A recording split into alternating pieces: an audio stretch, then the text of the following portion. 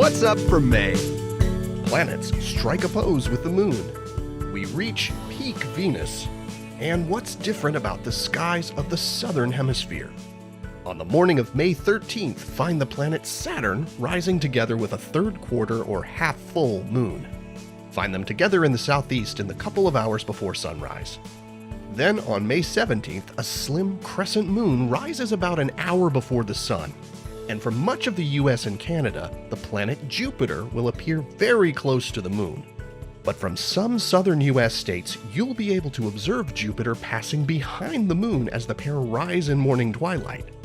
And from the western states, Jupiter will actually be behind the moon in occultation as the pair rise.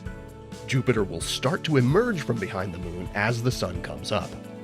Now this will be quite low in the sky, so you'll need a clear view of the horizon to observe it, and a pair of binoculars will be a big help as the sky begins to brighten. Next, following sunset on May 22nd through the 24th, the Moon, Venus, and Mars form a close grouping in the west. The Moon sits between the two planets on the 23rd. Venus has been rising higher in the sky each evening for the past few months.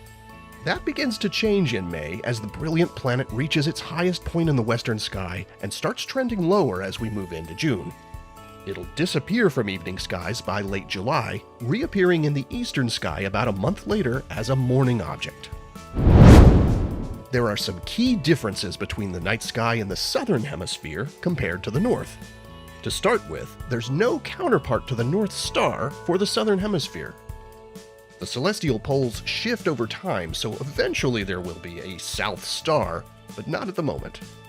Next, from Orion to the Teapot to the Gemini twins, the seasonal star patterns northern observers are most familiar with appear flipped upside down when viewed in southern skies. The moon also appears the other way around, and its phases fill up from left to right instead of right to left as they do in the north.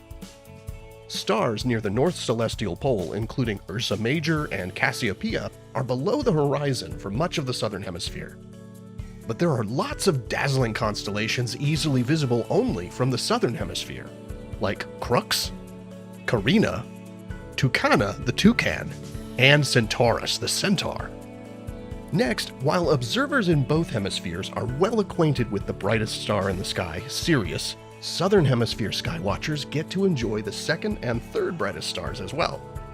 The second brightest star, Canopus, appears about half as bright as Sirius, but that's still quite bright. And the two stars are often seen together in southern skies.